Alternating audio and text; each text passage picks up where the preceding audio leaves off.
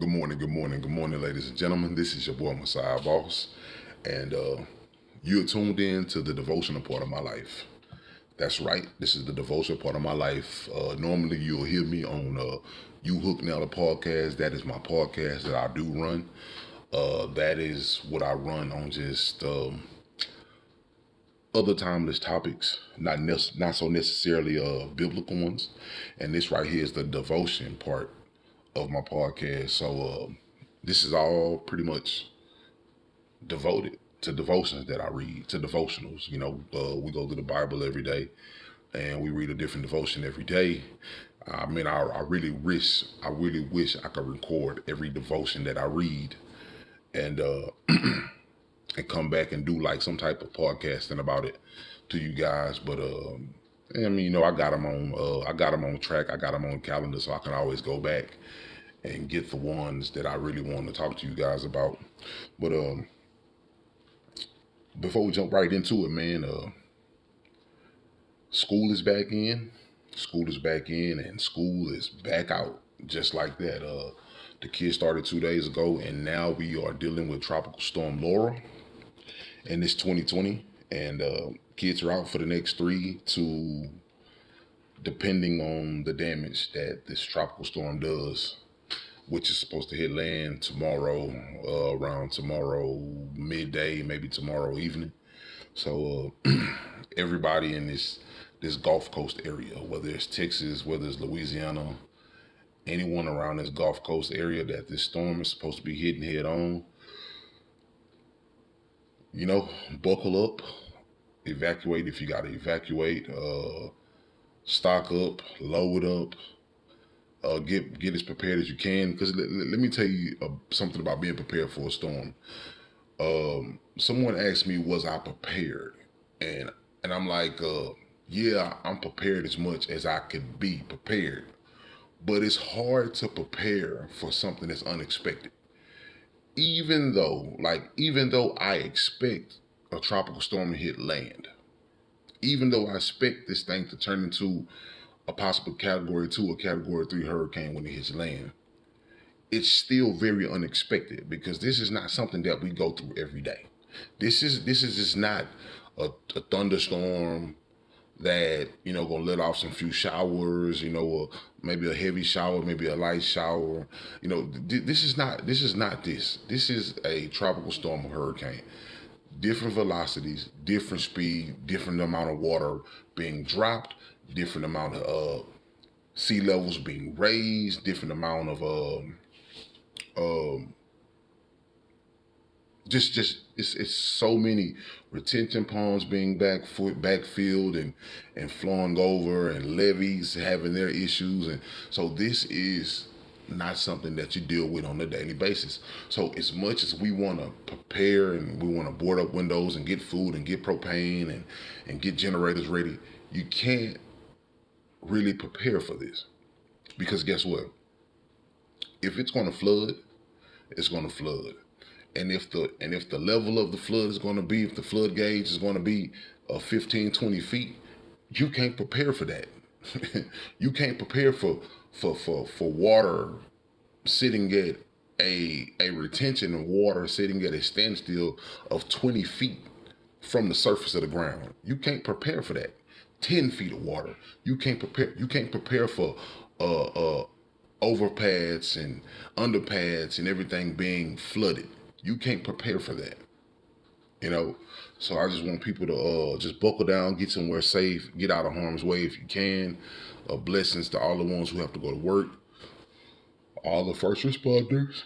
I'm sorry, it's like 2 o'clock in the morning. Uh, all the first responders, man, everybody who has to actually go back out here and get it while this storm is going on. Trust me, I know how it is.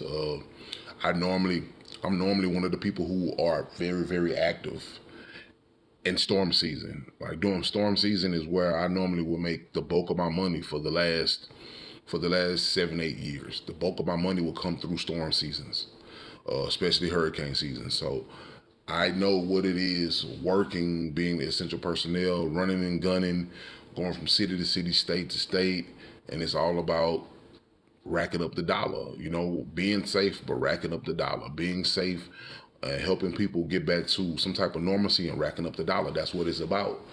And to everyone who's essential personnel who's out there working, whether you're in the medical field, whether you're in law enforcement, whether you are, in the fire department or whatever you may be doing, whether you like I said, in the medical field or whatever, man, y'all be careful. Y'all be careful. Y'all buckle up, and just try your best to be safe. Try your best to be safe. Do what you can to help save people, but try your best to be saved. I keep saying save and safe. I'll keep switching it up. Do your best to save people, but try your best to be safe. There we go. There we go. Right there. I was a little bit stumbling over my words, but enough with the tropical storm hurricane talk. Let's get into what we are here to talk about tonight. We're here to talk about a devotion in this AM hour. So let's get to this devotion.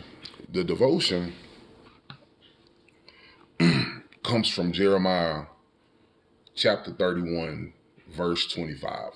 Jeremiah chapter 31, verse 25. Now, this has to do with the land of Judah, and with they're having a mission to have to complete, but they're weary. So I don't want to go back and detail the whole book of Jeremiah leading up to this point. I'm more focused on this particular scripture. Because if you take this particular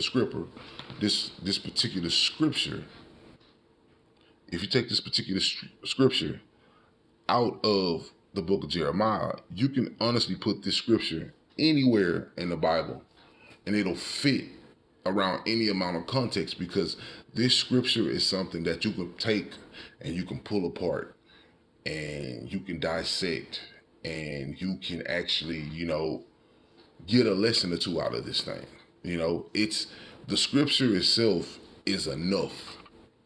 It's enough to where you should understand where God is coming from. You should understand where the Lord is coming from. You should understand by what he means just by the scripture. Not even talking about the actual content of the book of Jeremiah, just by the scripture.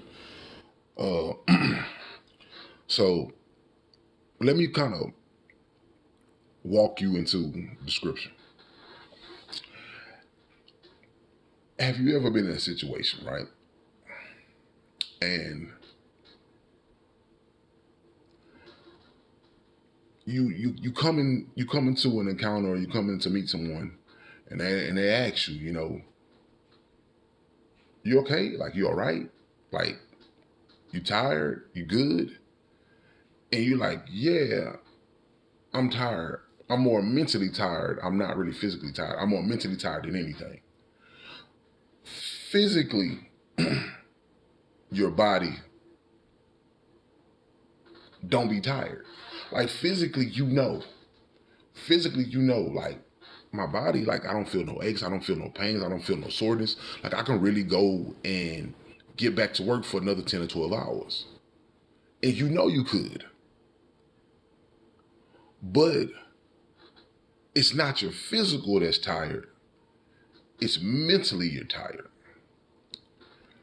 And for many of us who are mentally tired, like anybody who's been mentally tired, you know that being mentally tired and being mentally drained and feeling mentally defeated sometimes, it can leave you worn out more than any physical natured exercise or anything. Like, it can really leave you drained. Being mental tired, like overusing your mind, overthinking, always trying to maybe will and deal out of something, living on the edge mentally, always looking over your shoulder, always trying to game plan 5 or 6 steps ahead of so-called opposition, always making oppositions in your head. Like, you can honestly put yourself in a position to where you're mentally drained. You're mentally drained. And when you're mentally drained, what happens is it can lead into you becoming physically drained. Because now, at the end of your day, right? Now, at the end of your day, you come home, mentally you're tired. Your body's not ready to shut down, but you know your body needs rest. It's not ready to settle down. It's not ready to shut down. So now you're up, you're doing extra things, you're maybe eating a little bit more, you may be drinking a little more now because it's like your body can't your body could chill only if your mind would let it. But your mind just can't shut down. It can't regress properly. You know, it can't turn the nozzle back and it can't slow down. Like your mind just can't slow down.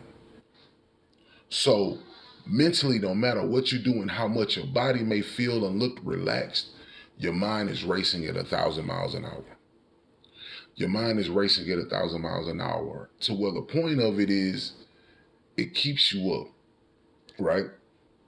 It keeps your body going. Now you're starting to feel like exertion because now not only that your mind can't shut down, now your body can't shut down. And then finally, when you get your body to shut down to a point to where you say, I can get some sleep. And for a lot of you night owls like myself, I'm up 6:30 in the morning, 6 o'clock in the morning, sometimes 5:30, and I ain't going to sleep until like 3:30, 4:30 sometimes, going to sleep on 2 or 3 hours, getting back up, staying up 20 something hours again, going to sleep at 2, 3:30 in the morning. That's how my body works. Why? Because for a long point of time, when I would finally get my body to go to sleep, while I was sleeping, my mind and my soul wasn't resting though. My body was asleep. I'm turning a little left, turning a little right, getting my snore on. My body was asleep, but my soul and my mind was not asleep at all. It was up. It was wide awake and it's racing, thinking about everything that God told me to cast my cares on Him about. Now I'm dealing with unrest. Now I'm dealing with, now I've became physically tired. So what this is and what this is leading you to is leading you to this scripture in Jeremiah chapter 31, verse 25. And the scripture go like this. For I have satiated the weary soul. I have satiated the weary soul, and I have replenished every sorrowful soul. Let me say that again. I have satiated the weary soul, right? So I satiated the weary soul, and I replenished every sorrowful soul, right? So now, the first thing that jumped out to me was satiated. Now, if you don't know what satiated is. I'm not gonna lie. This is the first time that I actually seen this word being spelled out, but I'm pretty sure I probably heard it from, the sapiosexual people, the intellectuals of the world. I'm pretty sure I heard it before, but I just don't remember. So I had to look it up. So satiated or being sate is another way of satisfying something, making something satisfied. So the Lord, now this is the Lord speaking. He said, I have satiated the weary soul. I have satisfied the weary soul. So the weary could mean tiredness, exertion, lack of sleep. Now this is physical. This is physical. Lack of sleep goes on your physical, and it can revert back to your mental, but we'll get into that first. Tiredness, like this all can go both ways, but being weary has a physical, like your physical effect, your physical appearance will show you to the world when you're weary. When you're weary, when you're tired, when you haven't had no sleep, you're going to show it. So what the Lord of hosts is saying is, I have satiated the weary soul, which means I have satisfied this weary soul. I've satisfied it, right? And I have replenished the sorrowful soul. Now, replenish means to fill up again, to restore, to stock or supply. So pretty much it means to just, all right, I replenished you. I filled you up again. It's like filling up a gas tank. I replenished my gas tank. It's like replenishing my refrigerator. It was nothing in there. Guess what? We had to hit the grocery store and replenish the refrigerator. Replenishing means just putting stuff back in there, loading things up. That's what replenishing means. So he says, I have replenished the sorrowful soul. Now let's talk about sorrow. Sorrow has to do with emotions. You're sad. You're dejected. You're unhappy. That's what sorrow has to do with it. Now, if you look at weary and sorrow, sorrow is the inner man, which can lead to weary, lack of sleep, exertion that shows on the outer man. So an unrest in your spirit, an unrest in your mind, an unrest in your soul will show detriment to your body. Like, we know people all the time, when they're worried, when they're stressed, when they're stressed, when they're always living in fear, that takes a toll on people. But see, the thing of it is, in the inside,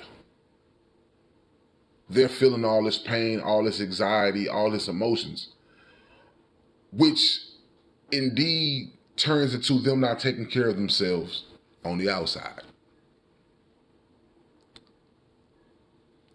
So when God says, I've satiated the weary soul, that means I've satisfied the weary soul and I replenished the sorrowful. What are He's replenishing them with? What will He replenish you with? Like, think about it. In most cases in life, you'll ask anyone, if you can have one thing in life, what would it be? And I guarantee you, majority, let me see a good number. I'm gonna say 92% of people, if you ever ask them what they want, without them throwing a dollar amount and them thinking that the money will make you, smile every day and happy, and the money will do that, but that's not always true, And if you ask majority of the people, what do they really want out of life? They're gonna say either peace of mind, 1, money, 2, love, 3, or they're gonna say peace of mind, 1, love, 2, and then money. That's what they're going to say. Majority of them are going to say that, So when God is satisfied and replenishing people, He can give you all the blessings and the favor in the world. He can give you all the money. He can give you all the cars, all the nice houses, the pools, the lakeside front views, all that. But if you're not happy for self, if you're not happy for self, and you don't want to rejoice in whether the times are good or whether the times are rocky, you will have a miserable time in life. You will have a miserable time because money doesn't take care of, like, money is great, but ultimately money don't make people happy. Especially when you know you got so much that, like, you don't ever see yourself running out of, you know. And when I look at this scripture and it goes, let me read it again for the last time before I shut it down. And it goes, "For I have satisfied the weary soul, and I have replenished this, and I have replenished every sorrowful soul." He's bringing you guys peace. He's bringing you guys peace. He's satisfying you with peace, and he's replenishing you with peace. You understand? So when you're looking in your life and you wonder, now things are starting to look better. I'm starting to see things clear. Things are starting to work out more in my favor. Is he satisfying you with peace? He's satisfying you with peace to be able to sit back and relax and focus, really getting a chance to focus on what you need to focus on. So, God is restoring your peace. He's restoring your peace mentally. You know, he's restoring your mental health, whether you're male or female. He's restoring the unhappiness. You're no longer unhappy no more. He making you back happy. He making you back smile. You know, he giving you that back. He's gracing you that back. You have to understand, the mercy and the grace of God could just leave you and let you just go on a downward spiral of self-destruction. The grace of God could do, like if God removed his grace and removed his mercy, this is what could happen to you. Like, you could literally be going insane on a daily basis.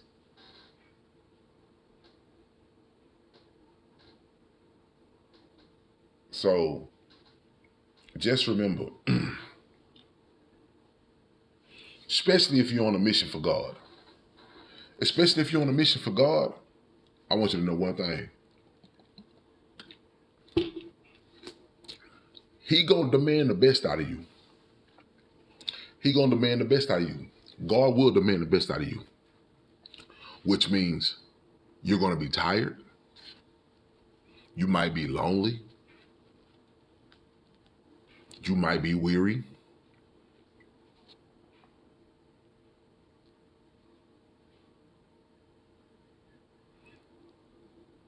The Lord will demand the best out of you. You understand? He will demand the best. If he's going to give you and keep giving you his grace and his, like, you got to understand, like, when you're on, especially if you're on a mission for God, he's going to demand the best out of you.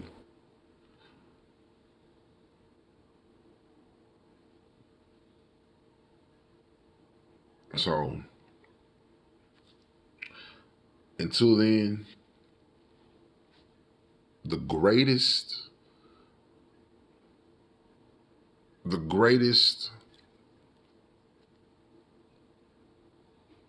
battles, missions, wars, biblically, heavenly, angelically, are given to the greatest warriors. You know?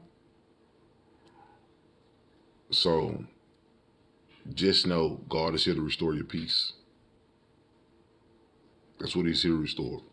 Restore your peace. Restore your peace. so you can sleep at night, so you can dream at night,